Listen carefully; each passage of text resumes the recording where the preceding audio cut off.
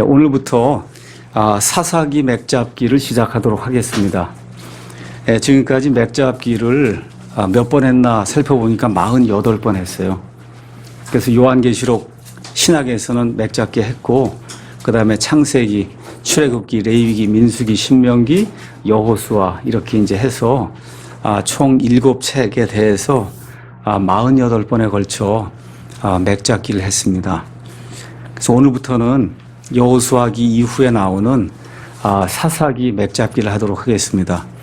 역시 마찬가지로 한 6번 정도에 걸쳐서 사사기를 이제 전체적으로 살펴보려고 하는데, 사사기는 아까 제가 시작할 때 말씀드린 것처럼 안에 내용이 상당히 그 다루는 주제가 상당히 방대해요. 여호수아기처럼 어떻게 가나안 땅을 딱 정복하고 그 다음에 상속재산 분배하고 여호수아가 죽고 이러한 단순한 그런 내용을 이렇게 담고 있질 않고, 그 시대의 어떤 시대상의 여러 가지 모습을 보여주고 있어요. 그것이 지금 우리가 살고 있는 시대상하고 거의 비슷해요. 그래서 어쩌면 사사기는 조금 더 자세하게 우리가 다루어야 될 그런 필요가 있습니다. 먼저 사사기 개요를 보도록 하겠습니다. 여러분 가지고 계신 그 성경, 큰 글자든 한영대역이든 아니면 스타디 바이블이든 보시면 이제 사사기 이렇게 돼 있고, 가서 보시면 영어로 젖쥐스 이렇게 돼 있습니다. 젖쥐 아시죠?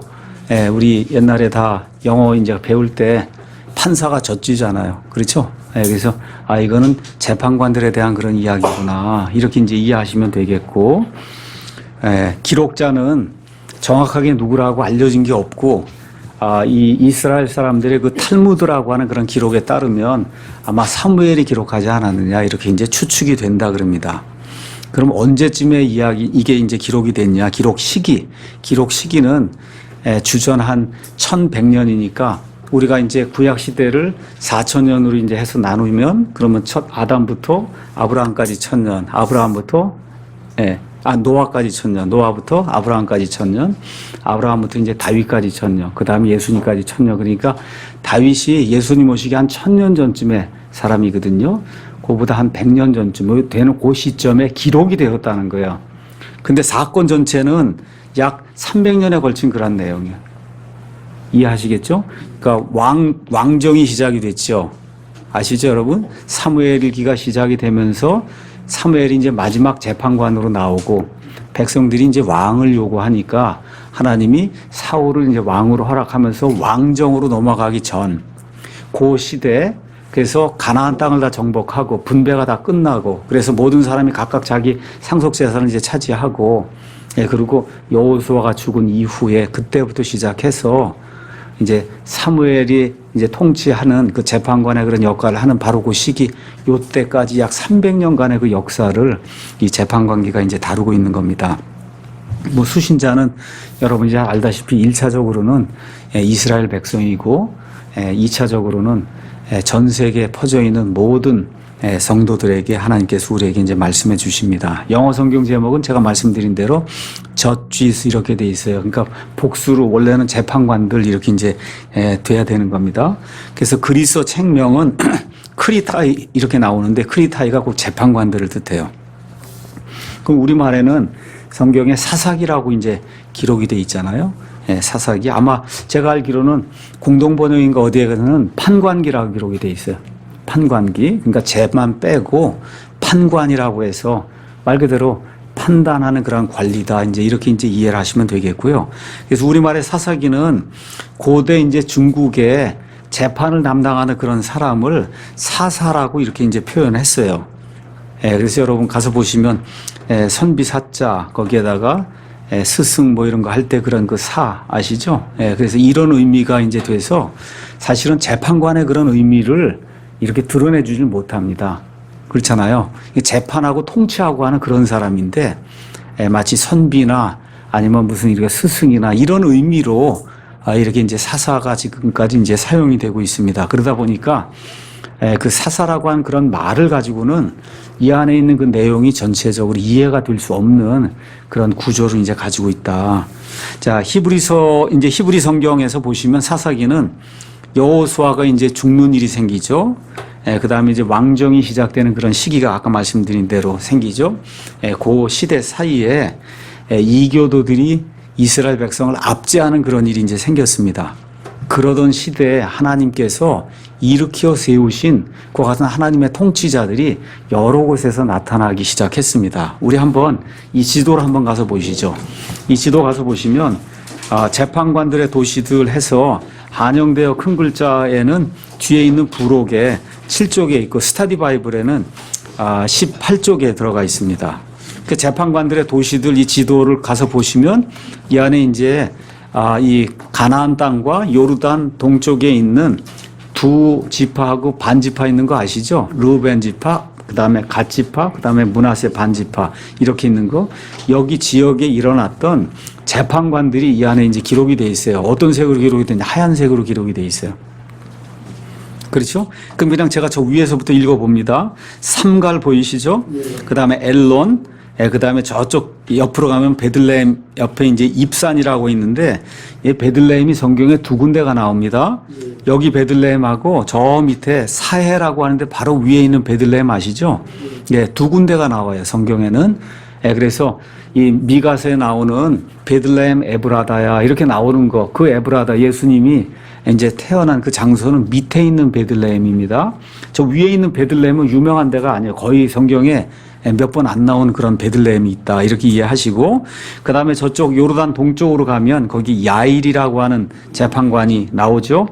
예, 그 밑으로 가서 오른쪽에 가면 입다라고 하는 사람이 있습니다. 맞죠? 유명한 입다. 예.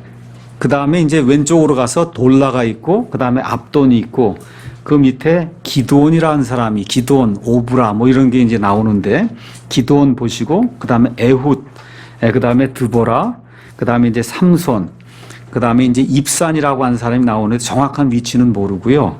그 다음에 저 밑에 가서 보시면 기리앗 세벨 해서 거기에 온니엘이 나옵니다. 온니엘. 그래서 여기에 이름이 기록되지 않은 한 명의 재판관이 또 있어요. 누구냐 하면 드보라와 함께 이스라엘 재판했던 바락이라고 하는, 바락 아시죠? 예, 이 바락이라고 하는 사람이 이제 재판관으로 나옵니다. 그래서 이 사사기를 가서 보시면 이와 같은 총 10명의 재판관이 나온다. 이렇게 이제 여러분이 기억을 하시면 되겠습니다. 이들의 이제 도시들이 나와 있으니까 그거 이제 보시고요. 자, 그래서 하나님이 이스라엘 백성이 탄식하고 고통 중에 빠지게 될 때 그 이유는 뭐냐? 하나님을 배반하고 떠난 거거든요. 이렇게 될 때 하나님께서 그들을 구출하시기 위해서 구원자 아니면 구출자를 보냈어요. 그 구원자나 구출자를 히브리 말로 여기 이제 복수를 쓰면 쇼페팀 이렇게 이제 되고요. 그 다음에 단수를 쓰면 쇼펫 이렇게 이제 됩니다. 이런 사람들을 일으켰어요. 그 사람들을 우리가 영어로 번역하면서 그거를 젖쥐 이렇게 이제 표현하면서 재판관이라고 이제 표현한 겁니다. 그래서 이 히브리 말 여기에 재판관은 영어나 아니면은 우리 한국말이 표현하는 그 재판관 판사하고는 뜻이 굉장히 많이 다릅니다. 뜻이 많이 달라요. 그래서 지금 우리가 보통 판사, 그 젖쥐잖아요. 그렇죠? 그거 해봐야 어느 뭐 구역이나 뭐 요런 데 이렇게 담당해서 이런 거 옳고 그런 거 판단해주는 그런 사람인데, 고대 국가에서 이 말은 국가의 순회를 표현할 때도 쇼펫 아니면 쇼피팀이라고 하는 그런 말이 이제 사용되니까 거의 왕이나 마찬가지인 그런 사람을 가리킬 때 이 히브리 말이 이제 사용이 됐다. 제가 아까 말씀드린 대로 제가 아까 10명이라고 했는데 12명이 나옵니다. 12명. 12명의 재판관이 나오고 9장에 가서 보시면 아비멜렉이라는 사람이 나와요. 어떤 사람은 이 사람도 재판관이라고 얘기하고 어떤 사람 아니라 그럽니다. 그래서 아비멜렉을 빼면 12명이고 아비멜렉을 포함을 하면 그럼 13명인데 왜 아비멜렉을 넣냐 안 넣냐는 어떻게 결정이 되냐. 아비멜렉은 하나님이 세운 재판관이 아니라 스스로 재판관이 돼서 그래서 이 이스라엘을 학대한 재판관이에요. 아시겠죠? 이스라엘을 학대를 했어요. 이스라엘을. 이런 재판관이 있기 때문에 대부분의 경우 아비멜렉은 수에 넣지 않고 그래서 이제 총 12명의 재판관이 여기 사사기에 이제 기록이 되어 있습니다. 자, 그 다음에 이제 사무엘기 상에 가면은 2명의 재판관이 더 나와요. 여러분이 잘 아시는 엘리, 그 다음에 마지막 재판관 사무엘. 이렇게 해서 아비멜렉까지 포함하면 성경의 총 재판관 수가 몇 명이냐? 15명입니다. 아비멜렉을 빼면 14명이고 그렇게 이해를 하시면 되겠습니다. 자, 그러면 사사기라고 하는 그런 책의 주제가 뭐냐? 주제는 하나님께서 추방하라고 명령하신 가나안 족속들을 이스라엘이 추방하지 않은 거예요. 자기들의 영토에서. 이런 일들로 인해 그들이 이들의 허리에 가시가 되고 등에 말 그대로 가시가 돼서 올무가 돼서 이스라엘이 이제 괴롭힐 때 이들이 이제 괴로운 가운데 하나님께 부르짖으면 또 하나님께서 또 긍휼을 베푸시고 하는 그런 일이 계속해서 300년 이상 진행되는 뭐라 그럴까 어떤 악순환이죠 이게. 그렇죠. 이런 악순환의 역사를 우리에게 이제 보여주면서 여기다 구원받은 사람들이 처음에 다 가나안 땅에 들어갔고 그들의 자손들이 이제 생겨났는데 아까 우리가 이제 2장 읽을 때 보시면 알겠지만 여호수아와 함께 살던 그 장로들 이 사람들이 다스리던 때까지만 사람들이 주님을 알았다는 거예요. 그 이후에 태어난 사람들은 가나안 땅에 살면서도 내가 왜 가나안 땅에 사는지 몰랐다는 거예요. 여호와 하나님이 누구신 줄 모르고 가나안 사람들이 섬기던 바알과 아스타롯을 섬겼다고 하는 무서운 내용이 그 안에 들어있어요. 다시 말씀드려 저와 여러분이 지금 킹제임스 성경을 사용하고 어떻게 하든지 바른 교회를 해야 되겠다고 지금 교회를 이렇게 하고 있는데 저와 여러분이 아이들을 제대로 키우지 않고 한 세대 두 세대가 지나가면 우리 가운데서도 이러한 아이들이 수두룩하게 나오면서 교회가 그냥 완전히 몰락이 된다는 겁니다. 여러분 계시록에 있는 7교회 한번 보세요. 에베소 교회, 두아데라 교회, 버가모 교회, 심지어 필라델피아 교회 모든 교회들 보세요. 그 지역 교회들 원래 소아시아 지금의 터키에 존재하던 그런 교회들이에요. 지금 뭐만 남았어요? 폐허만 남았잖아요. 더더욱 그 땅이 어느 땅이냐? 사도 바울을 배출한 땅이에요. 소아시아가 터키가 사도 바울을 배출한 땅이에요. 그 지금 어떤 상태예요? 예수 그리스도 자체를 전달할 수 없는 그런 땅이 되고 말았잖아요. 그래서 이런 것들을 저와 여러분이 기억을 하면서 우리 자신이 믿는 것도 참 중요한데 정말 자녀들 교육을 잘 시켜야 된다. 이거를 아주 명심해야 됩니다. 아이들에게 미래가 없고 아이들에게 소망이 없으면 그 교회는 끝난 거예요. 우리 교회 같은 경우도 지금 열심히 일들 하고 교회 일들 맡아서 하시는 분들이 대개 50대 이상 그래도 무언가 이렇게 세상적으로 경륜도 있고 이제 이런 분들이 지금 이렇게 하고 여기 금요 모임에 오신 분들 이렇게 보시면 거의가 지금 다 50대 이상 되시는 그런 분들이 지금 와서 지금 예배도 드리고 말씀도 이렇게 같이 낭독도 하고 그러면서 교회 일도 이렇게 진행하고 심지어 교회 건물 짓고 이런 모든 일도 다 이분들이 지금 이끌고 나가고 있는 거예요. 근데 여기서 끝나면 안 된다는 거죠. 바로 그 밑에 있는 40대 후반, 40대 중반, 그렇죠? 40대 초반, 30대, 20대, 10대까지 이렇게 되면서 지금 15살, 20살 되는 이런 아이들 가운데서 좋은 목사가 나올 수 있는 그런 교회 환경을 만들어야 되는 거예요. 우리 교회를 위해서뿐만 아니라 한국에 있는 그리스도인들을 위해서 예수님이 재림하시는 걸 늦추시면 우리 아이들 가운데 15, 20, 25 이런 아이들 가운데 하나님의 말씀을 온전히 선포할 수 있는 그와 같은 아이들이 나와야 되는 거예요. 이게 없으면 그러면 여기 사사기에 나와 있는 그 내용이 그대로 우리 교회와 킹제임스 성경을 사용하는 모든 사람들에게 그냥 임할 수밖에 없습니다. 그래서 어떤 사람이 유명한 말을 했죠. 역사는 계속해서 반복되는데 사람들은 역사에서 아무것도 배우지 못한다. 여러분 여기 사사기 이제 우리가 맥잡기를 하시면 알겠지만 이 내용이 어려운 것도 아니고 누구나 읽으면 알 수 있는 그런 내용인데 불행하게도 사사기 이후에 지난 3000년 동안 유대인들의 역사 그 다음에 지금부터 한 2000년 동안 교회의 역사 이런 역사를 보면 똑같은 패턴으로 진행되는 거예요. 하나님이 살려주면 고맙다 그러고 나서 얼마 있다 금세 잊어버리고 또 가서 우상을 섬기든지 딴 일 하다가 또 고통당하면 살려주십시오. 또 하나님이 구출해 주시고 그냥 계속해서 반복이 되는 이러한 그런 삶을 이제 사는 거다. 그래서 히브리서 가서 보시면 사도 바울이 이렇게 이제 기록을 하고 있습니다. 히브리서 이런 사람들이 이제 표현하면서 히브리서 5장에 이렇게 기록이 돼 있어요. 5장 12절에 얼마나 답답하면 사도 바울이 히브리 사람들에게 다시 말씀드려 유대인들 가운데서 그리스도인이 된 그 사람들 성숙하지 못하는 그런 사람들 향해 이런 말을 기록했을까 한번 생각을 해보시면 좋겠어요. 시간으로 보건대 너희가 마땅히 가르친 자가 되었어야 할 터이나 하나님의 말씀들의 첫째 기초 원리들을 남에게 다시 가르침을 받아야 할 필요가 너희에게 있나니 너희가 단단한 음식이 아니라 젖을 필요로 하는 자가 되었도다. 정말 이런 평가가 나오면 그거 얼마나 뭐라 그럴까 사도 바울이 얼마나 답답하면 이렇게 표현했겠어요. 젖을 사용하는 자마다 갓난아이이므로 의의 말씀에 능숙하지 못하니라.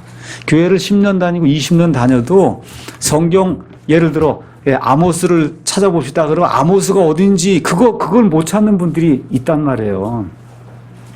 그저 겨우 신약 성경 요한복음 정도 이렇게 찾고 이런 분들이 10년, 20년을 다녀도 그런 분들이 있으니 지금 사도 바울이 이런 이야기를 할 수밖에 없잖아요. 그렇지 않습니까? 예. 그러나 단단한 음식은 장성한 자들에게 속하나니 저와 여러분 오늘 저녁 이제 먹고 왔잖아요. 전 먹고 온 사람 있으세요? 다 단단한 거 들고 오셨잖아요. 왜 그래? 다 장성했으니까. 그렇지 않습니까? 예, 그들은 그것을 사용하여 자기 감각들을 단련시킴으로 선악을 분별한다.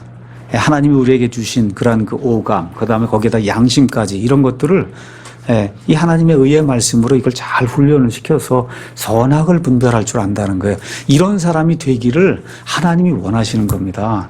그래서 우리가 이제 사사기 맥잡기를 통해서 그 시대상과 그 사람들의 그런 여러 가지 모습들을 이렇게 보면서 무엇이든지 전에 기록된 것은 우리의 배움을 위해 기록됐다. 이런 거 기억하면서 우리가 완벽한 사람은 아닙니다. 저 자신도 화도 내고 정말 어떨 때 해서는 안 될 그런 말도 하고 뭐 여러 가지 그런 악한 일들을 하며 살거든요. 그럼에도 불구하고 속중심이 계속해서 새로워지고 정말 날마다 새로워지면서 예수님의 그 성품에 조금 더 가까이 나가는 그런 사람이 되기를 아버지 하나님이 대단히 심히 원하신다. 이런 거 기억을 하면서 이렇게 맥잡기를 좀 따라오시면 좋을 것 같습니다. 자, 그러면 사사기를 기록한 목적은 뭐냐? 성도가 마땅히 누려야 할 복을 누리지 못할 때 그 이유가 무엇인지 우리에게 보여준다는 거예요. 자, 하나님이 이스라엘을 이집트 땅에서 빼냈습니다. 온갖 기적과 표적과 이런 것들을 다 통해서 이들을 빼내시고 40년 동안 광야 생활하는 동안에 매일같이 하나님이 하늘에서 만나를 주셨어요. 메추라기를 주셨습니다. 발이 부르트지 않게 해주셨어요. 옷이 헤어지지 않았어요. 40년 동안 똑같은 옷이 어디 있어요. 그렇잖아요. 똑같은 옷을 입었는데 40년 동안 신발이나 옷이 헤어지지 아니하는 눈에 보이는 그런 기적을 매일같이 보여줬단 말이죠. 그러고서는 결국 하나님께서 요르단강을 건너게 하셔서 그래서 이 강성했던 그런 가나안 족속, 특히 아낙 족속과 같은 그런 거인들까지 다 물리칠 수 있도록 하나님이 이렇게 베풀어 줬잖아요. 그러면 이렇게 해서 가나안 땅을 차지했으면 그럼 어떻게 해야 돼요? 가나안 땅의 아름다움과 가나안 땅의 선한 것과 가나안 땅의 복을 누려야 되는 거 아닙니까? 저와 여러분 지금 예수님을 믿잖아요. 그렇죠? 이 땅에서 여러 가지 어려움이 있어요. 그럼에도 불구하고 소망이 뭡니까? 우리가 예수님 공중 강림하실 때 우리가 함께 공중으로 채 올라가 예수님과 함께 영원 무궁토록 공동 상속자로서 하나님의 모든 것을 나눈다는 그와 같은 소망을 우리가 가지고 있죠. 그렇지 않습니까? 하나님의 백성이라면 당연한 거예요. 근데 여기 지금 이스라엘 백성은 땅의 백성이에요. 땅에 있는 백성. 그렇기 때문에 하나님이 주신 땅, 하나님이 정복하라고 허락하신 땅, 그 땅에 들어가서 하나님이 원래 누리라고 하는 그 복을 반드시 누려야 되는 그런 백성인데 사사기를 이제 가서 읽어보시면 그 일이 실제로 안 생긴단 말이에요. 그럼 이유가 있을 거 아니에요. 그 이유가 여기 나와 있는 거예요. 그래서 이거를 영적으로 우리에게 이제 적용을 하면 구원받으면 하나님께서 주시는 그러한 평강과 기쁨과 그렇죠? 안위와 이게 잘 산다는 얘기 하는 거 아닙니다. 우리는 지금 하늘의 백성이기 때문에 이 땅에는 백성하고는 일단 복의 개념이 틀려요. 신약에서는. 그럼에도 불구하고 확률적으로 저와 여러분이 술, 담배 안 하고 그러면 어때요? 건강이, 술, 담배 하는 사람보다 건강이 더 잘 유지가 될 수 있는 거고, 오래 살 수 있는 거고, 또 그리스도인이 된다 그러면 열심히 일을 하기 때문에 일하지 않는 그런 사람들에 비하면 조금 더 잘 살 수 있는 그런 복이 확률적으로 더 크단 말입니다. 그렇잖아요. 그래서 그런 것도 있고, 아이들도 제대로 교육을 시키면 아이들 품성도 좋아지고, 이렇게 되면 부모도 공경하고, 이런 일들이 선순환으로 이렇게 돌아간단 말이에요. 이게 그리스도인이 올바로 이렇게 행하게 될 때. 근데 어떻게 예수님 믿었는데 믿지 않는 사람보다 못하다 이런 얘기가 평생 쫓아다니면 이게 조금은 좀 문제가 있는 거 아니겠어요? 아니, 내가 사도 바울이니까 그렇지. 이렇게 생각하시면 안 돼. 그거는 그건 그렇게 생각하시면 안 돼. 그거는 정말 사도 바울과 같은 경우는 정말 특별한 그런 경우로 예외인 경우를 생각해야지. 이렇게 고통당하고 너무 그냥 엄청난 재난만 나한테 닥치고 그러면 내가 사도 바울처럼 핍박을 받는다. 이렇게 생각하시면 안 되고, 이렇게 문제가 자꾸 끊임없이 나와 가정에게 문제가 생긴다. 이렇게 될 때는 이 사사기에 있는 그러한 그 기록을 이렇게 보시면서 내게 무슨 문제가 있는가, 이거를 잘 살펴봐야 된다는 거죠. 거기에 대한 해결책을 알려준다는 거예요. 거기에 대한 해결책. 자, 그래서 그 상황을 어떻게 극복할 수 있는가, 이걸 우리에게 알려주면서 하나님과 다시 교제를 나누어서 하나님과 좋은 이와 같은 그 상태로 들어가는 방법을 우리에게 알려주기 위해서, 그래서 하나님께서 이제 사사기를 기록해 주셨습니다. 자, 여러분 보시면은 여호수아기에는 주제가 크게 세 가지로 나누어 있습니다. 드디어 모세가 40년간 이들을 인도해서 드디어 여기 이집트에서 쭉 끌고 올라가고 지금 여기 요르단강인데 여기까지 지금 데리고 왔단 말이죠, 모세가. 맞습니까? 네. 예. 그리고 이제 드디어 이 강을 건너는 거예요. 그러니까 여호수아기의 이 특징 세 가지를 얘기. 일단 강을 건너는 겁니다. 첫째, 강을 건너는 거야. 두 번째, 어떻게 해요? 가나안 땅에 있는 모든 족속도 여기 있는 걸 다 어떻게 정복하는 거예요. 정복한 다음에 어떻게 하는 거예요? 상속유업으로 나눠주는 거잖아요. 그게 여호수아기의 모든 겁니다. 근데 문제는 여호수아가 여기 있는 그 지역의 대부분은 다 이게 차지해서 만들어줬지만 실제로 가서, 그러니까 총론이 있고 우리가 강론이 있다 보통 그렇게 얘기하잖아요. 뭐 이야기할 때 지금 총론적으로는 여기를 다 차지했는데 강론으로 들어가서 일부 이런 지역을 가서 보면 여전히 가나안 족속들이 그대로 남아있는 상태란 말이죠. 예. 아직도 땅이 많이 남아있어요. 자, 그래서 이 땅이 남아있고 원수들이 지금 남아있는데 이걸 어떻게 처리하느냐에 따라 이스라엘 백성의 성공의 이 여부가 결정이 된다는 거예요. 자, 그래서 요르단을 건넌다는 것의 의미, 이것은 나에 대해 죽고, 그 다음에 이 세상 죄에 대해 죽고, 이렇게 되면서 하나님께로 분리가 된다는 그런 뜻이에요. 쉽게 말씀드려, 예수 그리스도의 이와 같은 그 침례로 말미암아 저와 여러분이 영적으로 예수님과 하나가 되는 그와 같은 일, 그게 요르단을 건너는 거로 이렇게 이제 구약 성경에 예표처럼 이렇게 표현이 되어 있는 겁니다. 자, 근데 문제가 뭐냐? 제가 아까도 말씀드렸듯이 요르단을 건넜단 말이에요. 어떻게 건넙니까? 믿음으로 건넌단 말이에요. 다시 말씀드려, 믿음으로 내 행위와 상관없이 예수 그리스도의 그 구원의 복을 받았단 말이에요. 근데 너무 많은 사람들이 구원받은 이후에 너무나 쉽게 낙심하고 타락하고 배도하고 이런 가면서 어떻게 일이 시작이 되냐? 세상과 타협하고 죄와 타협하고 마귀와 타협하는 그런 일들을 행한다는 겁니다. 그 단계가 어떻게 되냐? 일단은 원수들을 용인하는 거예요. 여기 이 사사기 이제 보면 원수들을 용인하는 거예요. 하나님은 어떻게 내쫓으라고 얘기했죠. 근데 그걸 용인하는 겁니다. 용인. 그런 다음에 너희들 거기 가서 살아 그렇게 얘기하고는 이제부터 나한테 세금만 내면 돼 이렇게 얘기하는 거예요. 두 번째 단계가. 그렇죠? 그 다음에 어떻게 해요? 우리하고 결혼하자. 이렇게 되는 거예요. 그 다음에 마지막으로는 그들에게 잡아먹히는 거예요. 이게 사사기에 나와 있는 내용이에요. 그래서 이런 일들이 성도들에게 잡아먹힌다 그래서 무슨 구원을 잃고 지금 그런 얘기 하려고 하는 게 아닙니다. 이와 같은 악한 사이클로 가면 안 된다는 거죠. 이게. 자, 그러면 이러할 때 하나님이 누구를 보내주냐? 재판관들을 보내주신다는 거예요. 그것이 바로 어느 면에서 이제 예수 그리스도의 예표가 되기도 하고 또한 하나님께서 교회를 위해서 예수님 승천하실 때 교회에 선물을 줬다 그랬어요. 그렇죠? 어떤 선물? 목사와 교사, 그 다음에 복음 전도자라고 하는 그런 선물을 주셨다 그랬잖아요. 그 사람들이 하는 일이 뭐예요? 구출하는 거예요. 그래서 설교도 하고 강해도 하고 가르치기도 하고 책망하기도 하고 권면하기도 하고 또 여기 집사 형제 교회 리더들도 있고 해서 어떻게 끌고 나가면서 재판관들의 역할을 해야 된다는 거죠. 교회가 그렇게 돼야만 건강한 교회로 하나님의 일을 지속적으로 이제 감당할 수 있다. 자, 그러면 여러 민족들을 하나님이 아직도 남겨주신 몇 가지 이유가 여기 재판관계에 기록이 되어 있습니다. 2장 3절 거기 가서 보시면 이렇게 이제 기록이 되어 있어요. 이스라엘 백성이 불순종할 때 이들을 남겨두어야 이들이 가시가 되고 올무가 돼서 이스라엘을 형벌하는 이와 같은 도구가 될 수 있다는 겁니다. 첫째. 그 다음에 2장 22절 3장 4절 정말 하나님을 사랑하는지 아니하는지 이들을 남겨두어야 그래야 입증해 볼 수 있다는 거예요. 여러분 이해하시겠죠? 모든 환경이 너무 좋아요. 아무것도. 그러면 입증할 수 있는 방법이 없는 거예요. 정말 이 사람들이 마음으로부터 하나님을 사랑하는 건지 알 수가 없잖아요. 시험이 없으니까. 입증하는 거다.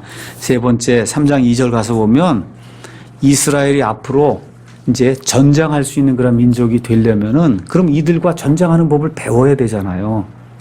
지금 미국이 온 세상에 군대를 파견하고 틈만 있으면 전쟁을 벌인 이유가 뭡니까? 조그만 데라도.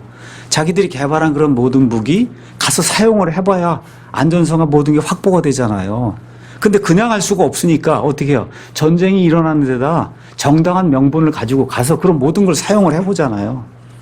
그렇게 되면서 모든 것이 강력해지지 않습니까? 그러니까 지금 여기 하나님도 마찬가지예요.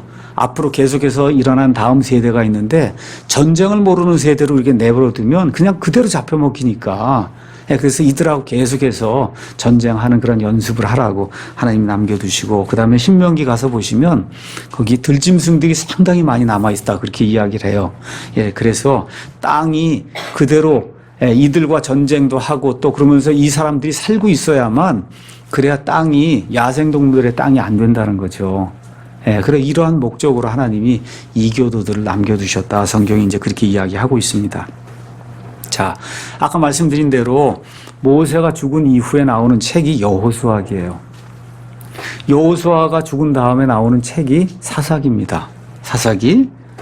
다시 말해 사사기는 여호수아와 함께 살던 그 당시 장로들이 이제 죽은 이후에 그 이후에 이스라엘의 역사가 무엇이냐 이걸 우리에게 이제 보여주는 책입니다. 제가 거기 밑줄을 쳤지요. 뭐라고 썼냐면 승리 이후에 패배와 불명예를 기록을 했다. 그래서 가서 보시면 여기 사사기 몇 장으로 되어 있느냐 여러분 거기 가서 보시면 21장으로 되어 있는데요. 21장 618절로 구절이 되어 있습니다. 근데 이따 보시면 알겠지만 1장 18절인가 이후부터는 거기까지만 이기는 거예요. 아시겠죠? 그거 넘어가서부터 끝까지는 완전히 다 패망하고 불명예스럽게 퇴진하고 심판받고 우상숭배하고 하는 그런 걸로 그냥 처음부터 끝까지 기록이 돼 있습니다. 사사기에는 재판관들의 생애, 활동, 직무 이런 게 이제 기록이 되어 있습니다. 자, 이 시대는 신정 정치가 이루어지는 시대예요. 그러니까 지금의 민주주의 이런 국가의 어떤 그런 개념을 가지고 이걸 이해를 하면 그러면 절대 이 책을 이해할 수가 없습니다. 이해하시겠죠? 그러니까 예수님 오시기 1500년 전쯤에 모세가 신정국가를 시작을 했어요. 그 신정국가는 이 국가 체제로만 이야기하면 지금 여러분 이란이나 사우디아라비아 가면 다른 종교 허용이 됩니까? 안 됩니까? 그래서 그게 신정국가예요, 지금. 이슬람의 알라 신정국가거든요.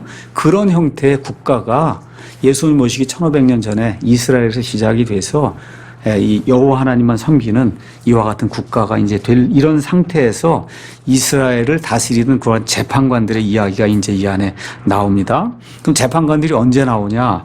이스라엘이 원수들로부터 압제를 당해서 고난당할 때, 그렇죠? 그 다음에 이스라엘의 권리와 자유를 지켜야 할 때, 그 다음에 이스라엘의 군대를 인도해서 적군을 쳐야 할 그런 시점에 또 이 공의를 수행할 때, 그래서 여러분 젖쥐라고 하는 그런 단어가 나오는데 젖쥐의 명사형은 젖쥐먼트예요. 저지먼트. 그건 재판입니다. 우리말로 재판이거든요. 근데 히브리 말로 저지먼트. 이거는 영어 옥스포드 사전에 가서 보시면 여기 성경의 용례 이렇게 나와서 뭐로 되어 있냐. 판단의 공의 그렇게 되어 있어요. 그러니까 판단할 때 공의를 베푸는 거, 베풀어야만 되는 거, 그거를 저지먼트라고 표현하고 있어요. 저지먼트. 우리 성경에 그렇게 다 기록이 되어 있습니다. 판단의 공의. 그러니까 공의. 짧게 개혁 성경은 다 공의로 번역했어요. 저지먼트. 그래서 어떤 분들이 그렇게 이야기해요. 아니 이게 저지먼트란 단어가 어떻게 공의인가. 개혁 성경 가서 보시면 다 공의로 돼 있어요. 그게 맞아요. 공의. 근데 공의가 보통 공의가 아니라 판단할 때의 공의, 재판할 때의 공의. 아시겠죠? 그런 의미의 공의를 이야기해서 그래서 개혁 성경은 처음부터 끝까지 그 단어 저지먼트를 공의로 번역했습니다. 저희 성경은 판단의 공의라고 그래서 그렇게 이제 원래 뜻대로 이제 번역을 했습니다. 자, 사사기는 아까 말씀드린 대로 21장으로 구성되어 있는데 이 안에 이제 12명의 재판관들의 이야기가 나와요. 근데 기억하셔야 될 게 있어요. 많은 분들이 이게 시대적으로 쭉 연대기를 따라 기록이 되어 있구나 이렇게 생각하시면 그러면 재판관기 오해하기 쉽습니다. 재판관기는 연대기로 기록된 게 아니라는 거 기억을 하시고 그 다음에 재판관이 12명이 나오니까 요렇게 해서 각각의 재판관이 다스리던 시기가 다 다르겠구나 또 이렇게 생각해도 안 된다는 거예요. 어떻게 겹치는 때가 있다는 겁니다. 아시겠죠? 예, 그러면 거기 재판관들이 누구는 몇십 년, 누구는 몇 년, 이거 쭉 다 더하면은, 그럼 아까 이게 한 300년 정도 된다고 말씀드렸잖아요. 근데 겹치는 기간이 있기 때문에 그걸 다 더하면 400년 정도가 돼요. 이해하시겠죠? 그러니까 그거를 그냥 순서적으로 쭉 해갖고 모두 다 더하면 그게 재판관들의 시대가 되는 이렇게 생각하시면 안 된다는 거예요. 그래서 그렇게 겹치는 그런 부분도 있다. 이런 것들을 여러분이 이제 이해를 하시면 좋을 것 같습니다. 그래서 이 책은 타협과 더불어 시작이 되며 무정부 상태로 끝난다. 재밌는 얘기죠? 예, 교회도 마찬가지입니다. 지역교회도 처음에 이렇게 교회가 이렇게 되고 이렇게 할 때 사람들이 들어오고 할 때 모든 것들을 용인하기 시작하면 그러면 어떻게 돼요? 타협이 시작이 되잖아요. 맨 끝은 교회가 무정부 상태가 되는 거예요. 그러면 끝나는 겁니다. 끝나는 거예요. 예, 그래서 제가 지역교회 시리즈도 오후에 하고 이렇게 하는 게 타협 안 된다는 거예요. 그렇게 되면 무정부 상태가 생겨요. 그럼 교회는 망하는 겁니다. 예, 그렇기 때문에 사람 수를 늘리는 게 중요한 게 아니라 보통 이제 사람들이 얘기하는 진성회원이라는 거 있잖아요. 그런 식으로 이 지역교회도 정확하게 이 교회의 모든 철학과 그 다음에 사상과 그렇죠 믿음과 이런 모든 거에 동의하는 사람만 이 교회 정식 멤버가 돼야 되고 그렇지 않은 분들은 멤버 아닌 상태로 와서 말씀도 듣고 교제도 하고 다 할 수는 있지만 교회 일을 집행하거나 교회 일을 처리하는 데 있어서는 아무 권리가 없는 거예요. 이런 상태로 교회를 만들어야 그래야 하나님의 교회가 조금 더 오래 유지가 될 수가 있습니다. 자, 그러면 재판관이 뭐냐 무슨 일을 했냐를 이왕 책의 이름이 재판관이니까 제가 여러분에게 이제 설명을 하겠습니다. 재판관은 여호수아 이후부터 사울 시대까지 이스라엘을 치리한 지도자 우두머리 이런 사람을 재판관이라고 불렀습니다. 그래서 일반적으로 법을 집행하던 사람들 다시 말씀드려 지금의 판사들과는 다른 개념이라고 말씀드렸습니다. 그럼 누가 재판관이 됐다 그러면 평생 재판관이냐? 그것도 아니에요. 어느 일정 기간 동안에 하나님이 이들을 구출하실 때에만 재판관 하던 사람도 있고 또 기드온 같은 사람은 죽을 때까지 그런 영예를 누린 그런 사람들이 삼손도 어때? 결국은 죽을 때까지 재판관의 영예를 누렸지만 눈이 다 빠지고 그렇죠? 블레셋 사람들을 거기에서 기둥에 이 지붕이 무너져 내리면서 그냥 완전히 집에 깔려 죽는 그런 불명예를 당하잖아요. 그러니까 영예롭게 죽는 사람도 있고 또 불명예스럽게 죽는 사람도 있고 전 생애 동안 재판관한 사람도 있고 그 다음에 생의 일부분만 재판하는 사람도 있고 또 이스라엘이 이렇게 있으면 이스라엘의 일부만 다스리는 사람도 있고 이스라엘 지역의 거의 왕처럼 거의 대부분을 다 이런 여러 종류의 사람들이 재판관으로 나온다. 여러분이 그렇게 이제 기록을 하시면 됩니다. 그래서 이 지위를 또 물려받느냐 기드온이 재판관이면 아들이 그건 왕이잖아요. 그런 사례는 없습니다. 이해하시겠죠? 그런 사례는 없어요. 그러니까 그게 왕과 다른 겁니다. 지위가 다음 세대로 넘겨지지 않는다. 재판관이 없을 때 이런 때는 무정부 상태로도 나라가 유지되기도 했어요.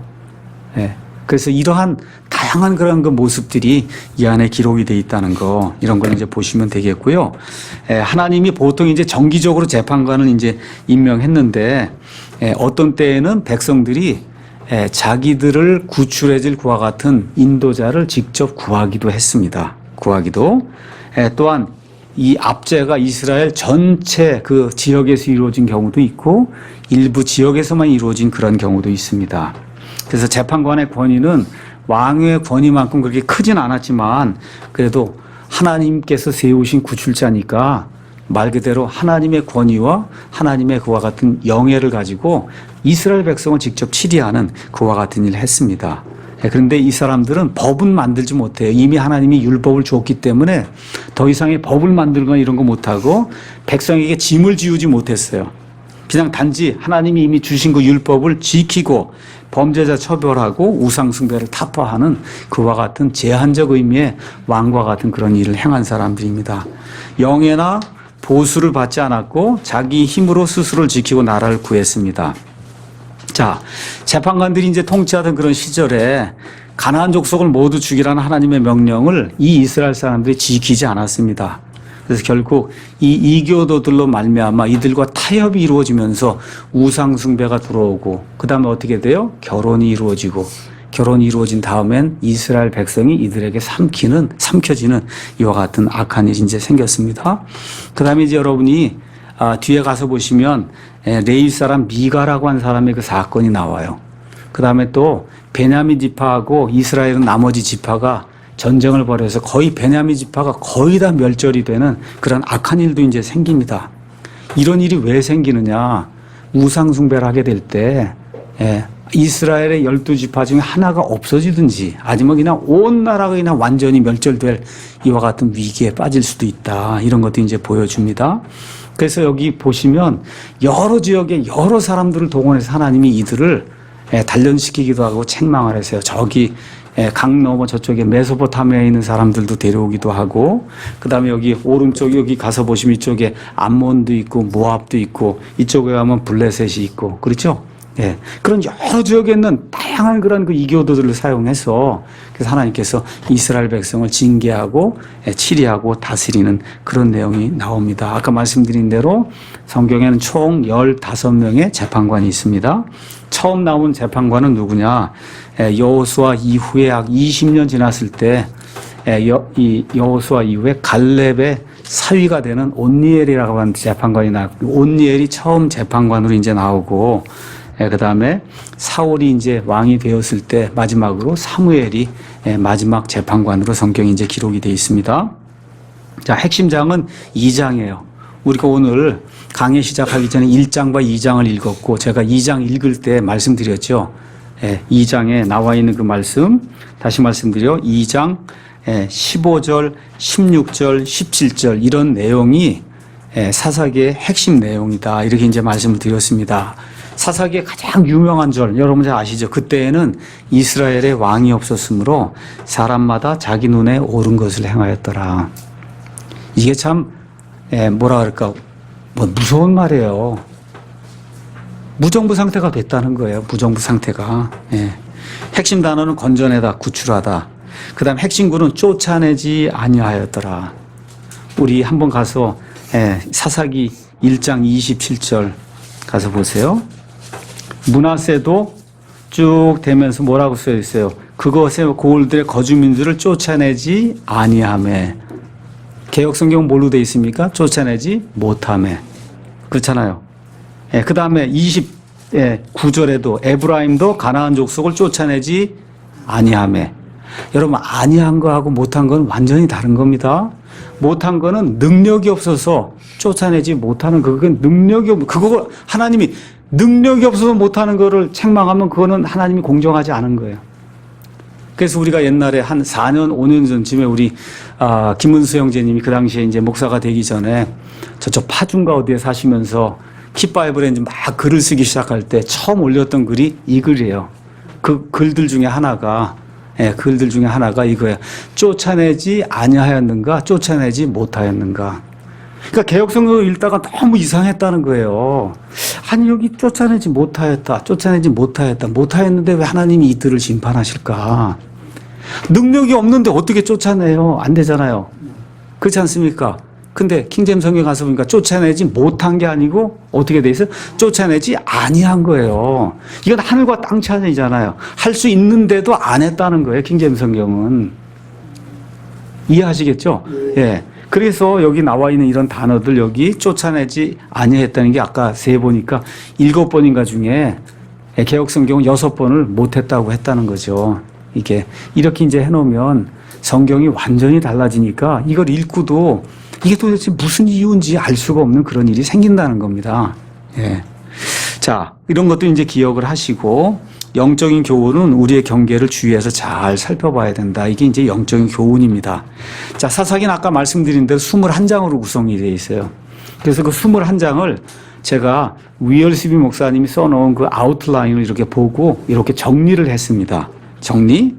예, 처음에 이거 세 부분으로 나누면 첫째는 무관심. 그게 1장하고 2장이에요. 무관심. 하나님께 대한 관심이 없어요. 왜 이 땅에 사는지, 그렇죠? 하나님이 누구신지, 그렇죠? 믿음이 뭔지, 이거에 대한 관심이 없는 그런 게 1장, 2장에 이제 표현이 되어 있고, 3장에서 16장은 그 결과 배도하게 되면서 엄청난 시련을 겪는 내용이 여기 둘째 단락에 기록이 되어 있고, 그 다음에 마지막으로 이 일이 계속해서 심화되고 악화되다 보니까 17장에서 21장에는 무정부 상태가 되는 거예요.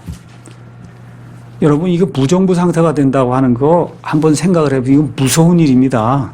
무서운 일이에요. 요새 일본, 그 다음에 에콰도르, 여기에 지금 지진이 크게 일어났잖아요. 얼마나 안타까운지 알 수가 없어요. 특히 일본 같은 경우는 바로 옆에 있고 바로 우리 형제처럼 이렇게 느껴진 그런 사람들이 고통당하잖아요. 에콰도르는 이제 멀리 떨어져 있으니까 더 많이 죽고 지진 피해가 더 심해도 우리에게 피부로 이렇게 와닿지는 않습니다. 그 두 나라의 차이가 어떠세요? 가서 이렇게 뉴스나 이런 거 들어보시면 일본 사람들은 침착하게, 그렇죠? 정부의 수상과 모든 사람들이 개입을 해서 말 그대로 지진이 언제 일어났냐 하는 것처럼 그렇게 정상 상태로 유지가 되고 있는데 에콰도르 지금 사태 보면 어때요? 무정부 상태잖아요. 지진 일어나는데 거기 집에 들어가서 물건 약탈하고 그냥 그 일을 지금 하고 있잖아요. 그게 무정부 상태인 거예요. 그러니까 이스라엘 백성이 하나님을 버리고 우상 숭배를 하게 되고 하나님의 징계가 임하니까 말 그대로 무정부 상태가 된 거예요. 이러면 큰일 나는 겁니다. 국가가 가장 중요하게 여겨야 될 게 질서예요. 질서가 없으면 안 돼요. 교회도 마찬가지입니다. 질서가 없으면 절대 그 국가나 교회가 세워질 수가 없습니다. 자, 이렇게 되면서 무관심은 1장에서 2장, 거기 1장 1절에서부터 26절까지는 승리하는 내용이 기록이 되어 있어요. 사실은 18절까지라고 이제 보셔도 되는데, 그 이후부터는 계속되는 패배예요. 패배. 이렇게 하다가 하나님이 책망하라서 2장에 니들 도대체 왜 그러냐. 그렇죠? 책망해요.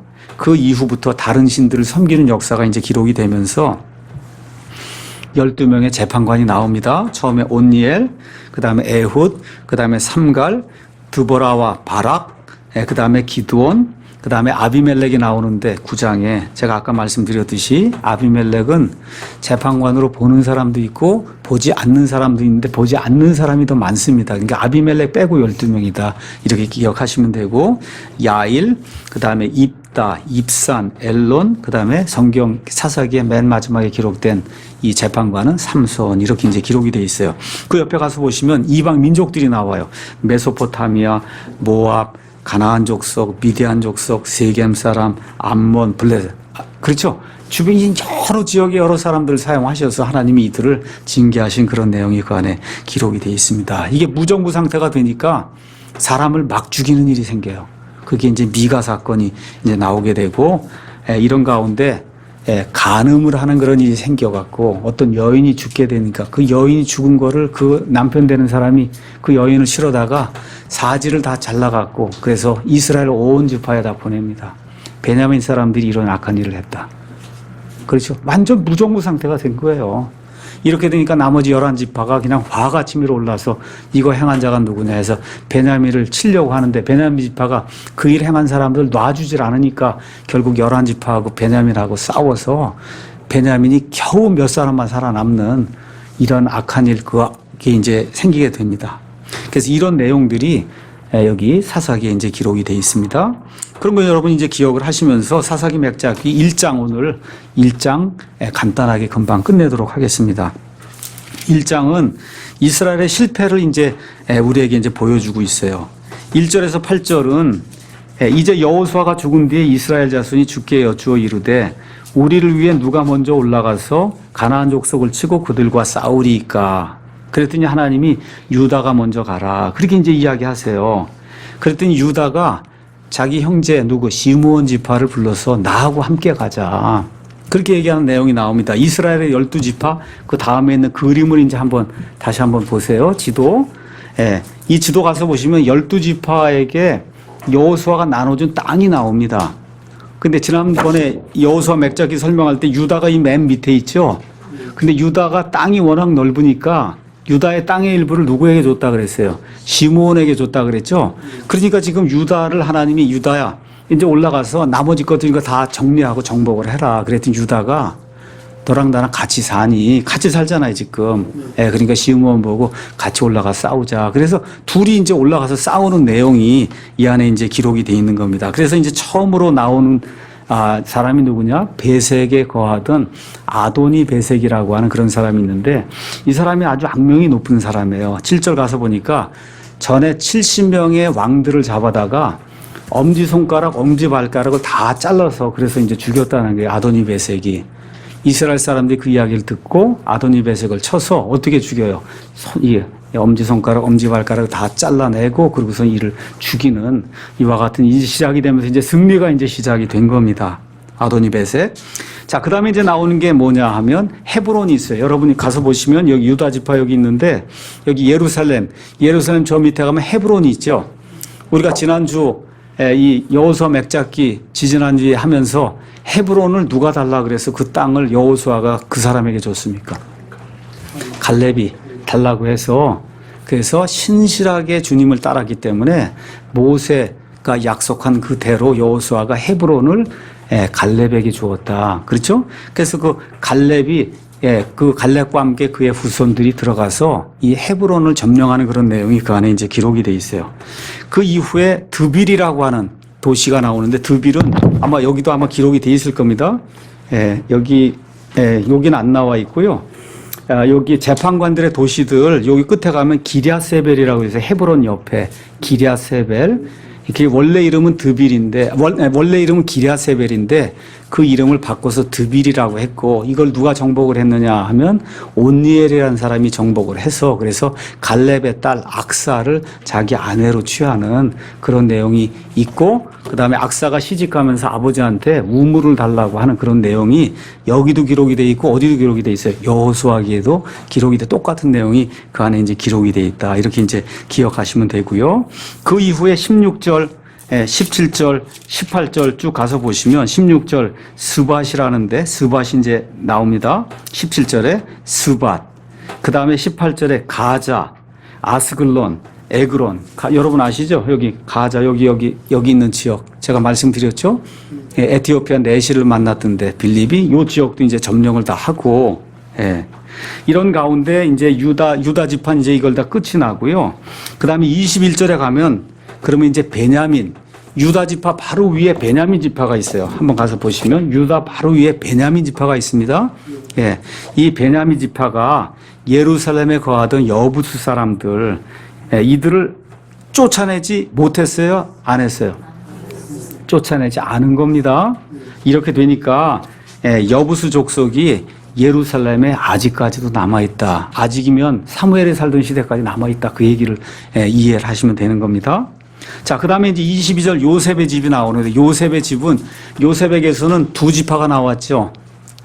그렇죠? 강성한 게 둘째인 에브라임. 그 다음에 덜 강성한 게 므낫세. 그래서 여기 나와 있는 이 요셉의 집은 에브라임을 이야기하는 거예요. 그래서 여러분이 가셔서 이스라엘의 12지파의 그림을 보시는데 가서 베냐민 바로 위에 가서 보시면 에브라임 지파가 나와요. 근데 에브라임하고 베냐민 그 경계에 베델이 놓여 있죠. 딱 베델이 거기에 놓여 있습니다. 근데 여러분이 여호수아기를 가서 보시면 베냐민에게 상속 재산을 나눠줄 때 베델이 베냐민에게 떨어져요. 그러니까 원래 누구 땅이냐? 베델이란 땅은 누구 땅이에요? 원래가 베냐민 땅인데 정복은 누가 하냐? 에브라임이 가서 정복을 한단 말이에요. 에브라임 지파 사람들이 가서 정복하는 그런 내용이 나오면서 거기 가서 보니까 26절에 이 베델의 원래 이름은 루스다 이렇게 기록이 되어 있습니다. 루스. 그래서 이 이야기를 제가 여러분에게 잠시 설명하고 그리고 마치도록 하겠습니다. 여러분 베델은 어디에 나오는 도시예요? 여러분 베델. 내 주를 가까이 하려 하면 맨날 할 때 찬송하는 거 그거 누구 이야기입니까 그게? 야곱이 자기 형 에서를 피해서 어머니의 고향 바단 아람 시리아로 이제 가는 가운데 어디에서 잠을 잤어요? 베델에서 잠을 잤잖아요. 그렇죠? 그 베델의 원래 이름이 루스다 이렇게 돼 있어서 이미 창세기에 나오던 그 도시가 그게 똑같은 그 베델입니다. 성경 가서 보시면 베델이 많이 나와요. 그렇기 때문에 제가 오늘 베델을 잠시 여러분에게 소개를 하는데 이 소개는 스터디 바이블에 있는 걸로 소개를 하겠습니다. 사실 저는 이제 한영대학을 이제 보는데 대부분의 한국 사람들에게는 스터디 바이블이 가장 좋은 성경입니다. 스터디 바이블. 이 스터디 바이블은 이렇게 펴서 보시면 여기 가운데 이렇게 관주가 다 들어있어요. 우리나라 성경에는 관주 있는 성경 거의 없습니다. 미국 사람들의 성경을 가서 보시면 다 관주가 들어있어요.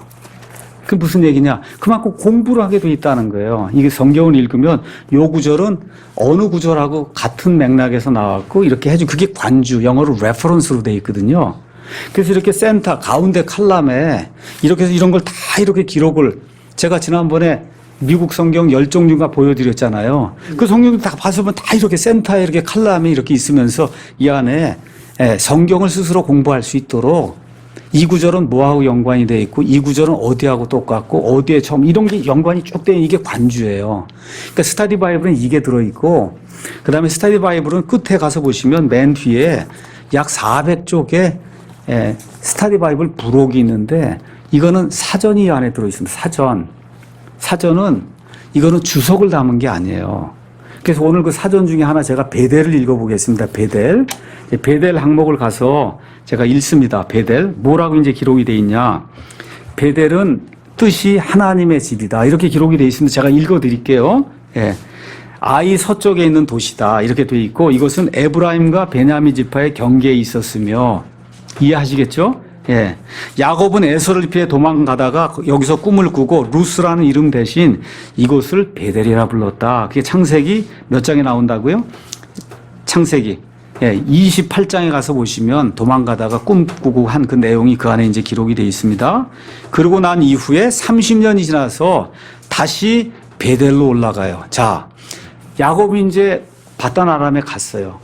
거기 가서 아내들 넷을 얻고 그 다음에 12명의 아들 그 다음에 딸 하나 다 얻고 와서 나중에 그 딸이 그 세겜 사람들하고 나가서 이렇게 놀다가 거기서 강간당하는 그런 사건 이해하시죠? 이렇게 되니까 시므온과 레위가 가서 그 사람들 다 죽이는 그런 일 생각 안 하시죠? 그러니까 야곱이 황당하게 된 거예요. 다 죽게 생긴 거예요.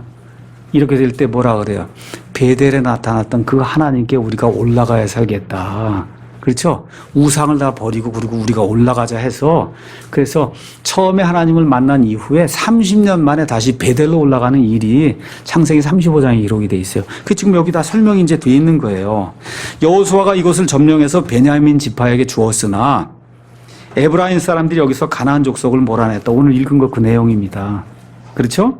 여기에 언약궤와 또 장막이 성막이 오랫동안 머무른 것으로 추정이 된다. 다른 구절 살펴보니까 베델이 나온단 말이에요. 또 사무엘이 여기서 순회 재판을 했던 그런 것으로 성경에 나와 있습니다. 베델. 그러니까 베델. 그 다음에 솔로몬 이후에는 나라가 두 쪽으로 쪼개지면서 그래서 남쪽의 유다는 솔로몬이 다스리고 북쪽에 나머지 12지파 중에 10지파는 누가 다스려요? 11지파는 누가 다스려요? 예, 여로보암이 다스립니다. 그렇죠? 근데 여로보암이 다스리다 보니 이 사람들이 밑에 있는 예루살렘에 가서 하나님께 경배를 드리면 그럼 모든 사람 다 이쪽으로 가서 예루살렘 편에 붙을까봐 금송아지 2마리를 만들죠. 그래서 하나는 어디에? 베델에 두고, 베델이 맨 끝이에요. 바로 여기 붙어 있는 여기입니다. 여기에 두고 하나는 저 끝에 둬요. 그 도시 이름이 뭐예요? 단이에요. 단. 그래서 여러분이 여기 가서 12지파가 보시면 12지파의 맨 위에 있는 도시가 단이고, 그 다음에 여기 가서 보시면 베델이 있는데 이 베델이 바로 이스라엘이라고 하는 그 국가의 맨 밑에 있는 지방이에요. 그러니까 위에 있는 사람은 단에 가서 금송아지 섬기고, 요 밑에 있는 사람은 여기 가서 섬기고, 절대 예루살렘은 가지 마라. 그렇죠? 이렇게 했던 도시가 베델이에요. 베델. 그렇게 되다 보니까 우상숭배의 그러한 그 본거지로 여기 베델이 나중에 이제 타락하는 그런 내용이 성경에 나옵니다. 그래서 여기 가서 보시면 그렇게 되면서 베델을 향해 하나님의 대언자들이 베델을 치려고 대언하는 그런 내용이 나오고, 결국 요시아 시대에 그와 같은 대언이 다 이루어져, 이런 내용이 이 안에 설명이 되어 있는 거예요. 이게 설명이 되어 있고, 이 뒤에 가서 보시면 지도 선도가 96쪽이 나와 있어요. 이것은 뭐 제가 자랑하거나 그러는 게 아니라 정말 이렇게 자세하게 지도니 선도니 이렇게 나와 있는 거 우리나라 성경에 없습니다. 없어요. 그러니까 이걸 가지고 있으면, 예를 들어 여기 이스라엘의 7명절 다 설명이 되어 있습니다. 이스라엘의 그 다음에 이 헌물제도 이렇게 다 설명이 되어 있고, 뭐 사탄의 삼위일체 이런 모든 게 다 이렇게 설명이 되어 있어요. 사탄의 역사 처음부터 끝까지 시작이 어떻게 되어 있고, 이런 내용들이 이 안에 있으니까 말 그대로 이거 하나 여러분이 가지고 있으면 언제라도 그냥 펴서 가나안 족속, 여기 가서 가나안 족속 찾으면 가나안 족속에는 몇 족속이 있고 시작은 어떻게 됐고, 그렇죠? 어떤 일들을 하고 가나안, 이런 모든 내용이 이 안에 설명이 되어 있으니 스스로 성경을 공부할 수 있단 말이에요. 그래서 이름이 스타디 바이블입니다. 근데 성경을 출간한 제가 이게 보니까 가장 안 나가는 게 이 성경이에요. 가장 안 나가는 게. 묘해요. 그래서 하여튼 가장 안 나가는 게 이 성경이고, 같은 성경도 이 성경이 가장 안 나가요. 뭐예요? 열려 있는 게 안 나가고 닫혀 있는 것만 90% 정도 나갑니다. 뭐예요? 이렇게 닫혀 있는 거 있잖아요. 이게 지퍼로 닫혀 있는 게 90%. 예. 그다음에 열려 있는 성경 한 10%. 이렇게 되고, 이 큰 글자 성경 여러분 보시면 큰 글자 성경엔 아무것도 없습니다. 그렇죠. 공부할 수 있는 게 뒤에 지도 몇 개 빼고 아무것도 없어요. 그걸 또 많이 찾으세요. 그럼 여러분 이렇게 보시면 이게 어떻게 돌아가는 거 이해하시겠죠? 우리 킹잼 성경을 쓰시는 분들 가운데도 그렇게 연구를 하거나 이런 분들은 그렇게 많지 않구나. 디모데후서 2장 15절 가서 보니까 너는 진리의 말씀을 바르게 나누어 내 자신을 하나님께 인정받은 자로 부끄러울 것이 없는 일꾼으로 나타내도록 연구해라. 제가 오늘 아침에 피터 와크만 박사님 기리는 그런 글을 간단하게 킵바이블 사이트에 올렸어요. 올해 향년 94세, 만 94세 5개월인가로 어제 돌아가셨어요.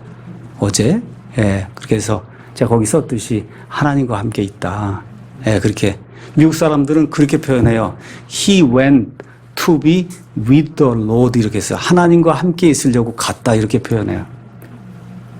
여러분 이해하시겠죠? 말이 얼마나 멋있는지 몰라요. 우리 아버지가 하나님과 함께 있으려고, 주님과 함께 있으려고 갔다. He went to be with the Lord. 그래서 주님과 함께 있으려고 갔다는 거예요. 그렇게 표현해요. 이 성도들이 죽은 것을. 그러니까 우리는 그거를 소천했다 그러죠. 하나님이 부르셨다. 그렇잖아요. 그게 그런 얘기거든요. 제가 참 그분 그 소식을 오늘 아침에 듣고 참 안타깝다 그런 생각이 들더라고요. 제가 글을 쓰거나 이럴 때 그분의 어떠한 과격한 그런 부분들, 이런 부분들을 어쩔 수 없이 언급해야 되다 보니까 그분의 너무 많은 그런 장점들, 이거 자체를 혹시 무시한 게 아니었나 이런 좀 반성도 좀 들고, 그 다음에 실질적으로 우리가 이제 킹잼 성경을 하고 제가 요새도 이제 글을 다 써서 올리고 하지만 그러한 많은 방대한 그런 지식과 이런 그 성경 사본학에 대한 거, 이거는 세계 최고예요. 말 그대로.